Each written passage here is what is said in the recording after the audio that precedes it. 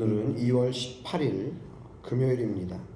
누가복음 13장 10절에서 21절까지 말씀 함께 10절 봉독합니다. 예수께서 안식일에 한 회당에서 가르치실 때에 18해 동안이나 귀신 들려 앓으며 꼬부라져 조금도 펴지 못하는 한 여자가 있더라.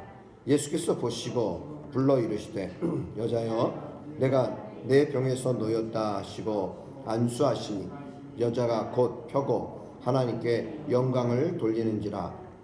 회당장이 예수께서 안식일에 병 고치시는 것을 분내어 우리에게 이르되 일할 날이 엿새가 있으니 그 동안에 와서 고침을 받을 것이요 안식일에는 하지 말 것이니라 하거늘 주께서 대답하여 이르시되 외식하는 자들아 너희가 각각 안식일에 자기의 소나 나귀를 외양간에서 풀어내어 이끌고 가서 물을 먹이지 아니하느냐. 그러면 18해 동안 사탄에게 매인 바 된 이 아브라함의 딸을 안식일에 이 매임에서 푸는 것이 합당하지 아니하냐. 예수께서 이 말씀을 하심에 모든 반대하는 자들은 부끄러워하고 온 무리는 그가 하시는 모든 영광스러운 일을 기뻐하니라. 그러므로 예수께서 이르시되 하나님의 나라가 무엇과 같을까? 내가 무엇으로 비교할까? 마치 사람이 자기 채소밭에 갖다 심은 겨자씨 한 알 같으니 자라 나무가 되어 공중의 새들이 그 가지에 깃들였느니라. 또 이르시되 내가 하나님의 나라를 무엇으로 비교할까? 마치 여자가 가루 서마일 속에 갖다 넣어 전부 부풀게 한 누룩과 같으니라 하셨더라. 아멘. 안식일은 어떤 날입니까? 선을 행하고 생명을 구하는 날입니다. 예수님께서 오늘 10절 말씀에 안식일에 한 회당에서 가르치실 때에, 회당에서 가르치실 때, 여러분 가르치시는 것 그냥 가르치고 전달하는 것으로만 끝나지 않으셨어요. 예수님은 그곳에서 18년 동안이나 귀신 들려서 꼬부라져 펴지 못하는 한 여자를 보시고 예수님이 12절 말씀 보시고 불러 이르시되, 보시고 불러 말씀하십니다. 여자여 내가 내 병에서 놓였다 하시고 안수하십니다. 여러분 여기에서 제일 먼저는 예수님께 가르치실 때에 이 18해 동안 꼬부라져서 귀신 들려 앓으며 꼬부라져 조금도 펴지 못하는 한 여자를 보시고 불러 이르시되, 예수님은 항상 긍휼히 여기는 마음, 불쌍히 여기는 마음을 가지셨죠. 그래서 예수님은 이 여자를 보시고 불러 말씀하십니다. 여자여 내가 내 병에서 놓였다. 그리고 안수하셨습니다. 그리고 안수하시니 여자가 곧 펴고 하나님께 영광을 돌립니다. 예수님이 치유를 선언하고 안수하실 때에 그 여자의 몸이 펴진 것입니다. 예수님은 항상 그런 어떤 긍휼히 여기는 마음과 또 눈을 가지시고 또 그들을 보시면서 불쌍히 여기며 방황하는 그들, 또 아파하고 있는 그들을 보고 계십니다. 그냥 혼자 아파서 외롭게 있는 자들이 아니라 예수님은 그들의 친구가 되어주시고 또 그들을 치유하기를 원하시는 예수님의 마음을 먼저 헤아릴 수 있기를 바랍니다. 예수님은 이러한 긍휼히 여기는 마음, 그 마음으로 또한 예수님은 보시는, 그래서 그 연약한 자들을 보시고 예수님은 친히 선언하십니다. 그리고 안수하여 주셨습니다. 예수님의 공생의 기간 동안 예수님께 나오는 모든 자들을 또한 안수하시고 만져주시고 그들을 치유하시는 많은 모습을 우리 계속해서 봅니다. 이에 이 여자는 곧 펴고 하나님께 영광을 돌립니다. 자, 문제는 무엇입니까? 예수님의 치유하는 그 모든 모습은 문제가 없어요. 그런데 주변의 사람들이에요.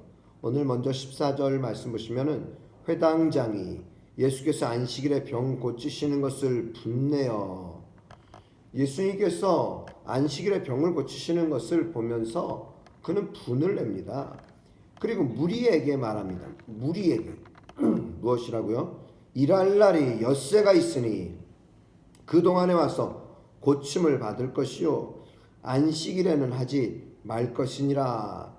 여러분, 지금 예수님께서 안식일에 이 여인을 고치신 것, 이 여인에게 해방을 선언하시고 내가 내 병에서 놓였다 선언하시고 안수하시고 고치시는 이 장면을 보고 이 회당장은 오히려 무리에게 화를 내는 것입니다. 분을 내는 것이에요.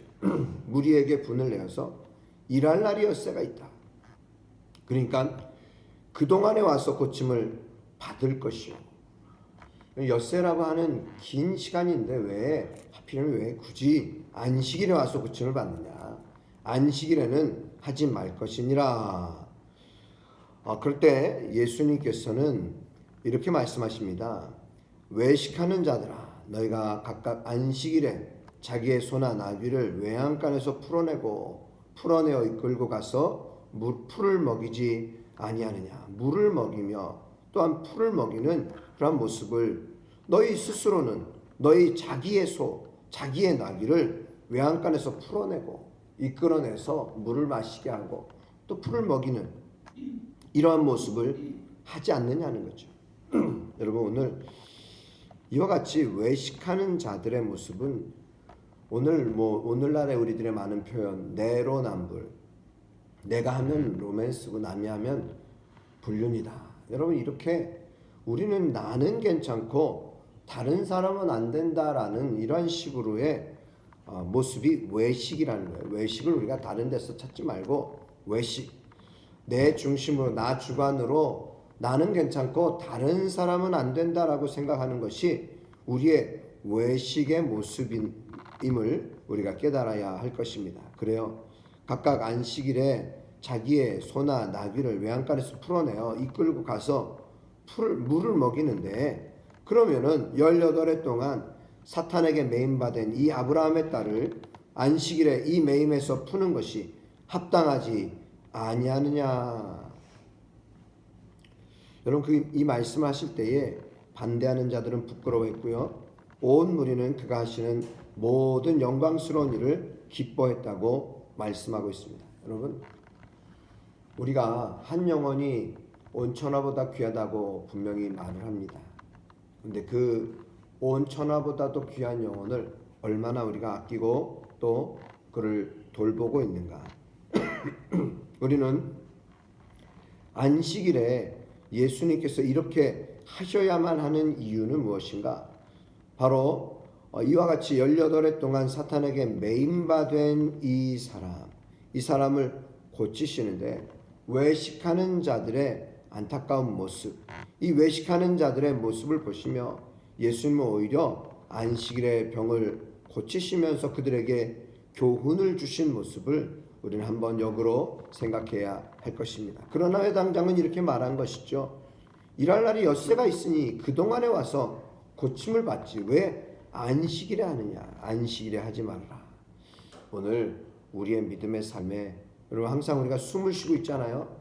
그럼 기도를 하지 말아라. 이것이 말이 되겠습니까? 기도는 영적인 호흡이라고 말씀하지 않습니까? 여러분, 우리가 예배를 드리지 말아라. 그럼 이것이 신앙인들에게 말이 되겠습니까? 우리 믿는 자들은 예배가 생명인데요. 예배를 생명처럼 여기는데요. 코로나 시대에 예배를 드리지 말아라. 현장 예배를 드리지 말아라. 이것이 젊은 세대는 조금 혹시 가능했을지 모르겠어요. 아니, 지금 결과로 보면은 사실 젊은 세대들이 그것이 이제는 코로나 시대에 집에서 비대면으로 온라인으로 드려라 하지만 항상 우리는 알죠. 작심삼일이 아닙니까? 그러면 어른들은 그러면 어떤 겁니까? 어른들은 그러면은 현장 예배 아니면은 온라인으로 그것을 얼마나 드릴 수 있겠습니까? 어려워요. 이 모든 것이 사탄이 참 교묘하게 공격하는 모습을 우리는 항상 봅니다. 그래요. 지금 안식일에 예수님께서 병을 고치시는 것이 마치 숨을 쉬지 말아라, 예배드리지 말아라, 또 기도하지 말아라, 이것과 무슨 다른 점이 뭐가 있겠습니까? 그러나 예수님 분명히 말씀하십니다. 외식하는 자들아, 너희가 스스로 각각 안식일에 자기의 소나 나귀를 외양간에서 풀어내고 이끌고 물을 먹이지 아니하느냐. 그러기에 이 18해 동안 사탄에게 매임받은 이 아브라함의 딸을 안식일에 이 매임에서 푸는 것은 합당한 것이다 라는 분명한 말씀을 하십니다. 그러면서 예수님은 또 다른 비유의 말씀을 하십니다. 하나님의 나라가 무엇과 같을까? 하나님의 나라가 무엇과 같을까요? 우리는 뭐 천국은 뭐 황금길이고 또 거기는 눈물도 없고 거기는 기쁨만 가득하고 이렇게 표현하지만 그것은 어린 아이들에게 표현하는 것이고, 그러면 예수님께서 말씀하신 하나님 나라는 어떤 것과 같을까 생각해 보십시오. 19절 마치 사람이 자기 채소밭에 갖다 심은 겨자씨 한 알 같으니.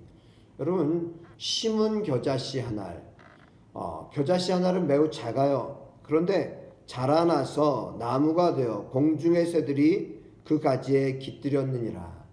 여러분, 이 겨자씨 한 알, 겨자씨는 작은 것이지만 나중에는 크게 자라서 나무가 되어 공중의 새들이 그 가지에 깃들이는 것입니다. 또 말씀하십니다. 내가 하나님의 나라를 무엇으로 비교할까? 21절 말씀에 마치 여자가 가루 서말 속에 갖다 넣어 전부 부풀게 한 누룩과 같으니라. 누룩과 같다는 거예요. 누룩도 처음엔 작지만 전부 부풀게 하는 힘이 있다는 것입니다. 공통점이 무엇입니까? 다 작은 것처럼 보이지만 지금은 크지 않고 작아요. 그러나 나중에는 점점 자라고 확산된다라고 하는 공통점이 있습니다. 이것이 복음의 영향력입니다. 복음은 지금은 크지 않은 것처럼 보이지만 나중에는 엄청나게 커질 것을 의미하는 것입니다.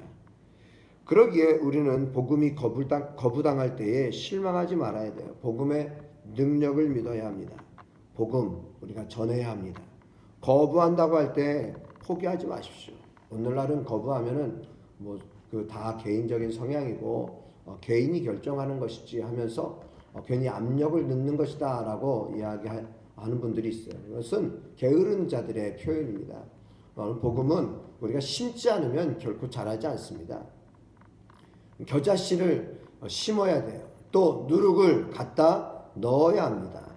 그럴 때에 비로소 부풀고 그리고 자라나서 큰 나무가 되는 것처럼 새들이 와서 깃들일 정도가 되는 놀라운 그런 영향력이 임한다라고 하는 것입니다.